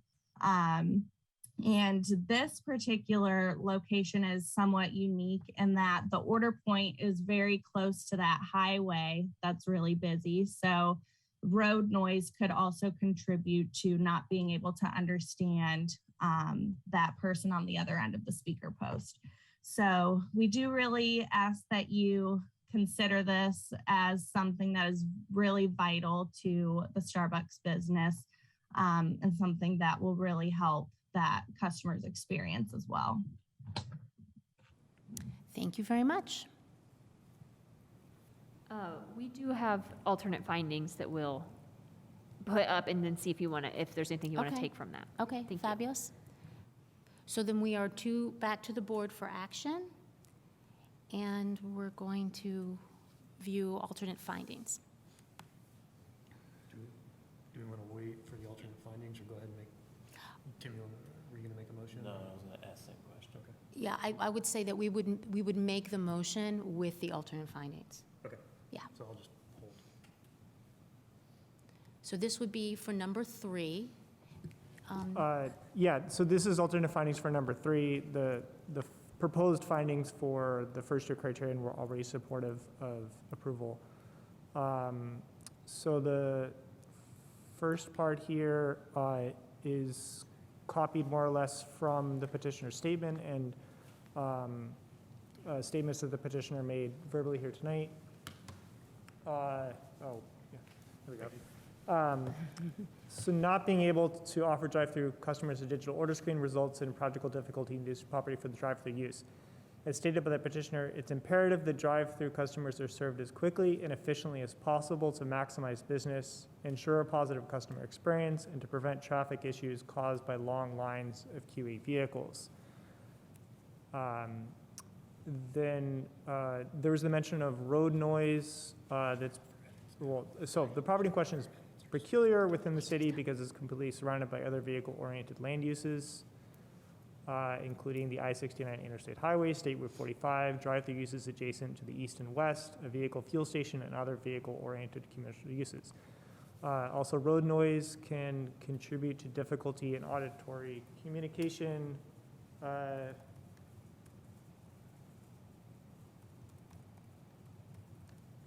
between drive-through staff and customers.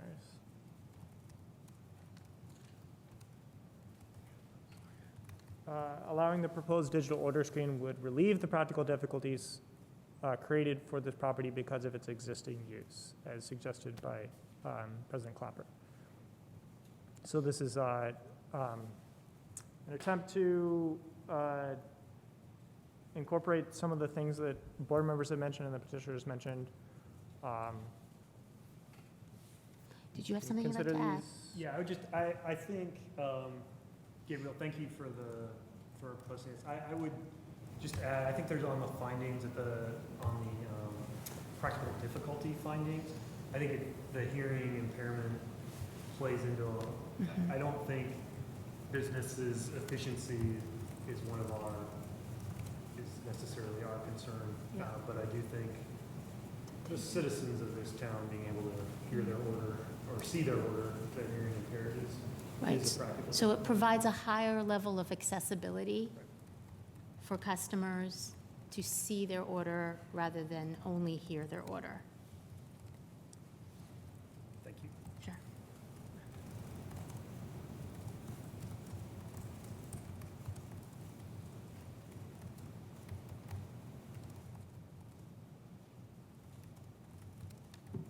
Does that capture what you said? Yes, Thank you.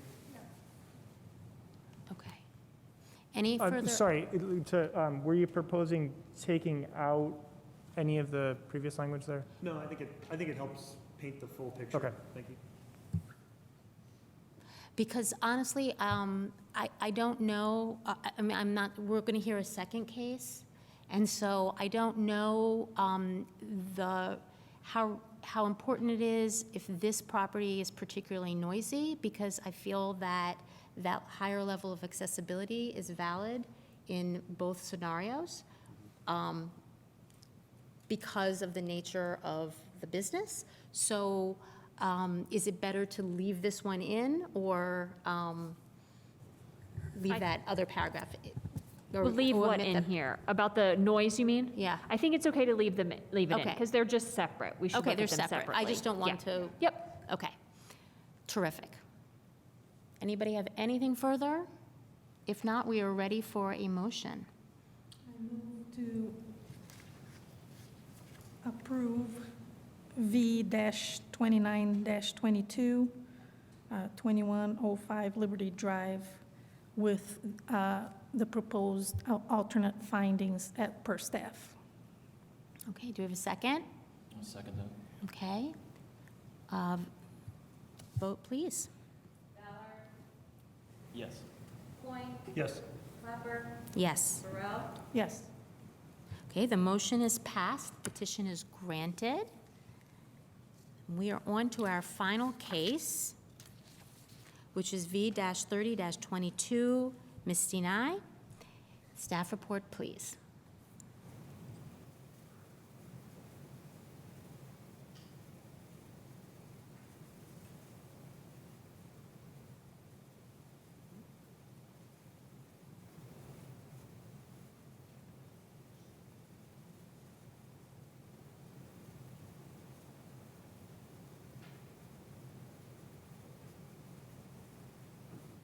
Okay, here we are. Again, I'm Gabriel Holbrow, zoning and long-range planner.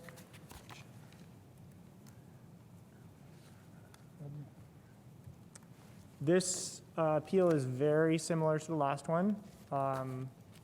So I'll just try to highlight the things that are different.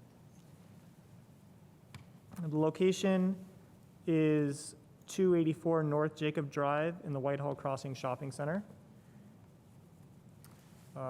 This property is 1.22 acres. It's zoned mixed-use corridor MC, which is slightly different from the previous one. Comprehensive plan designation is regional activity center, also slightly different from the last one, but not substantially different for what we're talking about. The existing land use is a restaurant with a drive-through in a multi-tenant non-residential center, so that's another slight difference. Surrounding uses to the north is restaurant, to the south is on the same property is small retail sales, to the east in other parts of the Whitehall Crossing Shopping Center is big box retail sales, and then to the west is the I-69 highway, and then on the other side within the distance to be considered interested parties are some restaurants. So this is a site plan of this location. North is up. You can see the space for Starbucks. So this is an existing Starbucks store that has existed for at least a few years. The existing Starbucks is the gray area at the north end of the building. The drive-through customers currently enter with vehicles from the two-way drive on Jacob Drive on the upper left. They proceed into the parking area, turn right, and then right again along the side of the building. Currently, ordering and pickup happens at the same window. The restaurant intends to move the ordering step of the drive-through to a grass area at the north end of the property, where you see the labels E and D in the upper right, although I'm not sure if you can actually tell that those are letters E and D, but the green circles in the upper right. So that making the ordering process earlier in the travel path. As part of the modification to the drive-through layout, the petitioner has proposed new freestanding signs for the drive-through use, as well as some replacement wall signage. All but one of the proposed signs are fully compliant with the Unified Development Ordinance. We have received a sign application for those. We just haven't issued it yet, although it appears to be, they are fully compliant. So the petitioner is requesting a variance to install a digital order screen for the drive-through lane. The digital order screen is labeled E in this detail you can see here. It's very similar to the previous one. The numbers are a little bit different. The freestanding sign is going to be 12.96 square feet in area and 5.96 feet in height. The screen comprises 10.12 square feet, which is 78% of the total area of the sign face. It's proposed to be shaded by a canopy 10.32 feet in height. So we have the identical considerations in the UDO as the previous one. It can be considered a sign under UDO section 20.04.100J5A as an alpha. But a variance is required to allow a second sign of this type because that allowance has already been taken up with a menu board. And also, a variance is required to allow the proposed size of the digital order screen in relation to the size of the proposed sign and to allow displays of information in increments of less than 20 seconds. The criterion findings here, I'll read through them because they're in essence the same, but there's some slightly different wording because of the different layout. So the approval will not be injurious to the public health, safety, morals, and general welfare of the community. The screen will be oriented roughly perpendicular to the property frontages. Oh, this is Liberty Drive, so I didn't update this. I apologize. Let me pull from the staff report.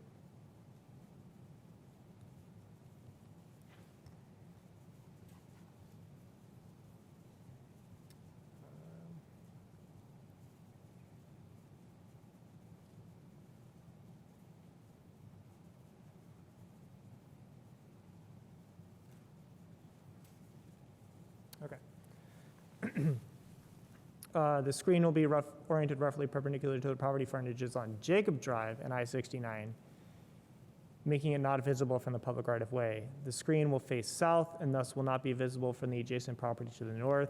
The screen will be blocked from view from the south by the existing building. Similar digital order screens are increasingly becoming the industry standard for drive-through uses. For the second one, the use and value of the area adjacent to the property included in the development standards variance will not be affected in a substantially adverse manner. The proposed finding is that it will not have any substantial effect on the use and value of the area adjacent to the property. It'll be oriented roughly perpendicular. The screen will be screened from the north and the south.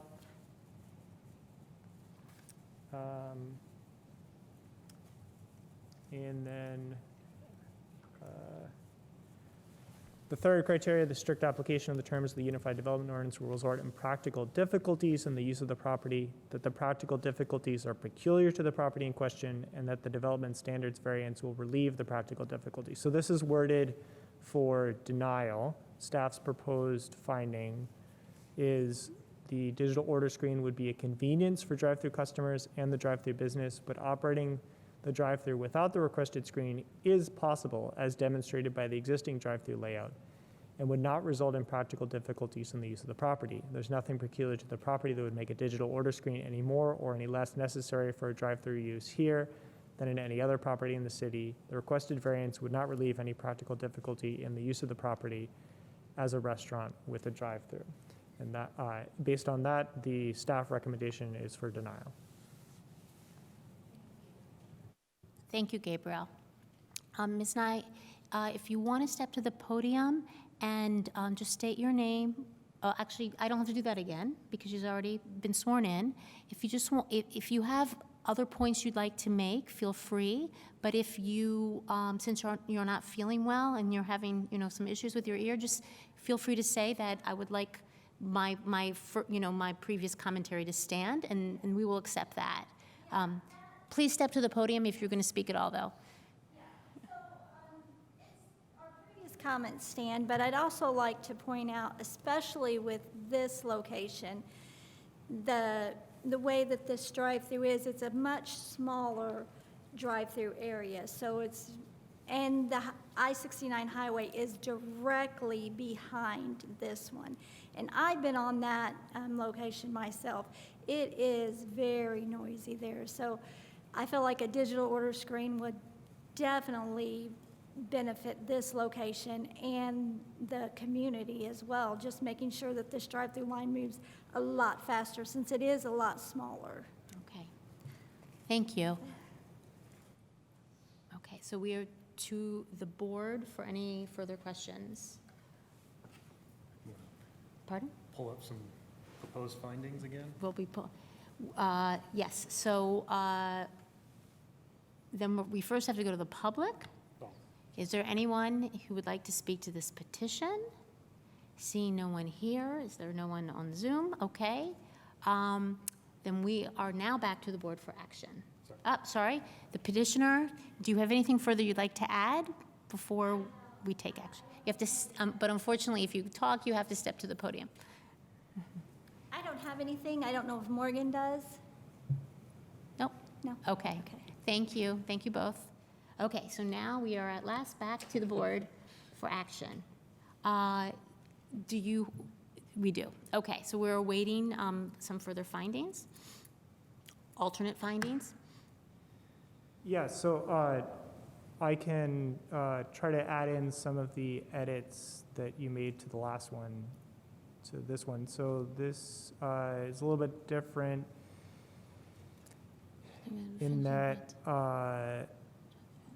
there's some location issues mentioned. One of them that the small area for the drive-through, so it's even more imperative to reduce the queuing for safety and operation of the business, and also that it's even closer to I-69, the road noise is even louder. Also that it's peculiar in the city because it has no direct access to a public street. Jacob Drive is a private street. It's completely surrounded by other vehicle uses, including the I-69 interstate highway. And then there's also what you mentioned before about it's more accessible, the digital order screen is more accessible, and the road noise. So let's see if we can. Okay, so as long as we add that last sentence in, like we did with the previous finding, alternate finding, that should do the trick. Okay? We want this one. Yeah. And we want this one. Just give him a moment.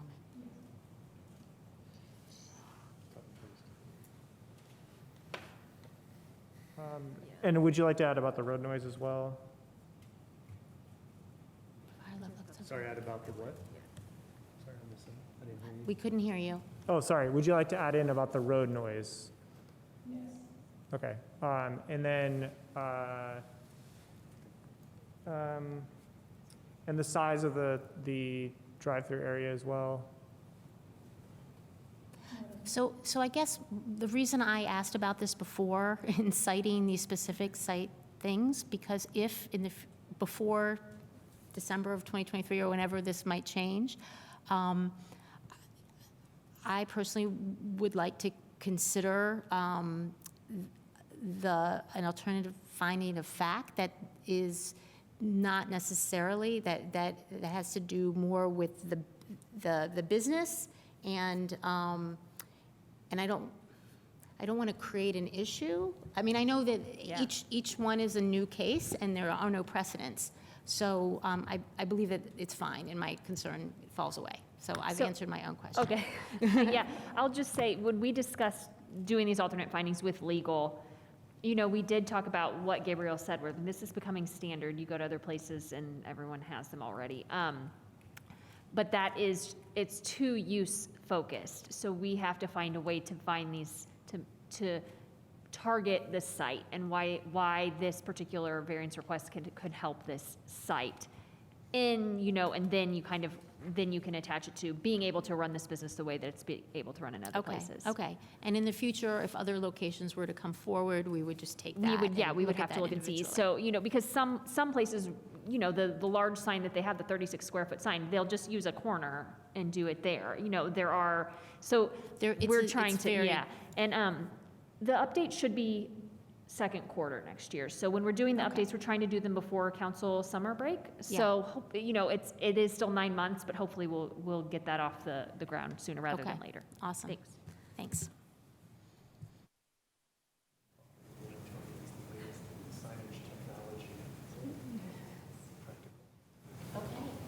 Okay, so we are now ready for a motion.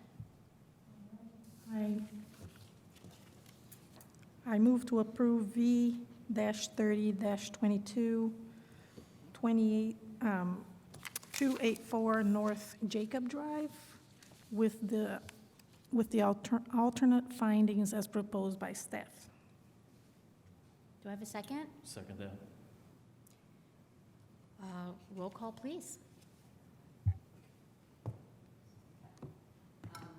Point, Yes. Clapper, Yes. Ballard, Yes. Burrell, Yes. Okay, the motion has passed, the petition is granted. Good luck, feel better. Of course, and we are adjourned. Thank you. Thank you.